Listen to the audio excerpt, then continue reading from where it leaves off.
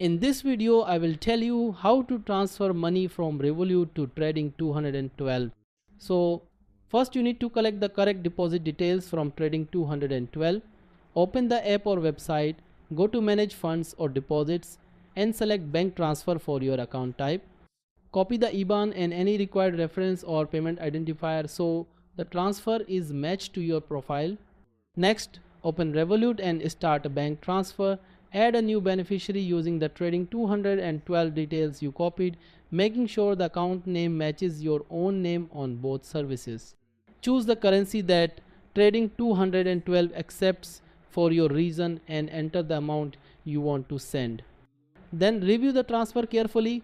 Check the IBAN, the reference, and the amount before confirming.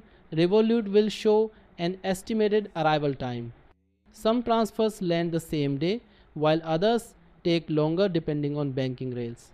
Finally, submit the transfer and wait for the status to update. When the funds arrive at Trading 212, they will appear in your available cash balance ready for investing. If anything delays the transfer, double check the reference code and contact support with your transfer ID. That's how you transfer money from Revolut to Trading 212. Thanks for watching. If this helped, like and subscribe.